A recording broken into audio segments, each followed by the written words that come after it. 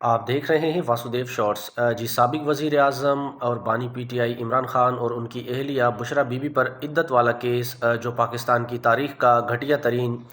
اور غلیظ ترین کیس تھا، اس کو ایک مرتبہ پھر عدالتوں کی زینت بنانے کے لیے عامر فاروق صاحب جو چیف جسٹس ہیں اسلام آباد ہائی کورٹ کے، ان کے شوہر جو بشرا بی بی کے سابق شوہر ہیں خاور مانیکا، ان کی ان دونوں کے خلاف جو رہائی کی اپیل ہے، کیونکہ عمران خان اور بشرا بی بی اس کیس سے رہا ہو چکے ہیں، بری ہو چکے ہیں اور یہ کیس ختم ہو گیا تھا، تو انہوں نے ریویو پٹیشن ڈالی تھی، جو ریویو پٹیشن 6 مہینے سے پینڈنگ پڑی تھی۔ بالآخر عامر فاروق صاحب نے وہ کیس لگا دیا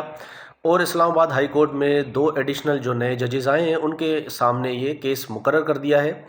اعظم خان صاحب ہیں جج صاحب، جو پہلے اس کیس کو عدت کیس کو سن چکے ہیں اور اس عدت کیس کو